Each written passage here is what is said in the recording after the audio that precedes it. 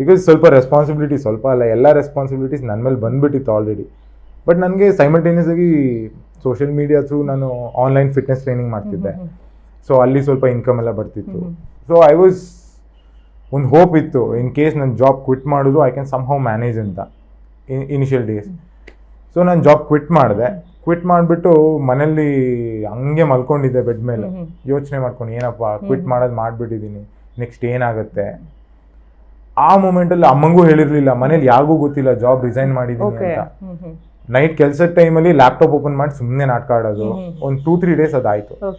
ಅದಾದ್ಮೇಲೆ one day literally fan on ಆಗಿ ತಿರುಗ್ತಾ ಇದೆ, ನಾನು ಮಲ್ಕೊಂಡು ಮೇಲ್ ನೋಡ್ತಾ ಇದ್ದೀನಿ, ರ್ಯಾಂಡಮ್ ಆಗಿ ಒಂದು ಇನ್ಸ್ಟಾಗ್ರಾಮಲ್ಲಿ DM ಬರುತ್ತೆ, ಆ ಪರ್ಸನ್ ಹೆಸರೆಲ್ಲ ಇದೆ. ಸೊ ಅದನ್ನ ನೋಡ್ತೀನಿ, ಅವ್ರು ಡೈರೆಕ್ಟ್ ಆಗಿ ಹೇಳಲ್ಲ ನನಗೆ ಬಿಗ್ ಬಾಸ್ ಹಂಗೆ ಹಿಂಗೆ ಅಂತ.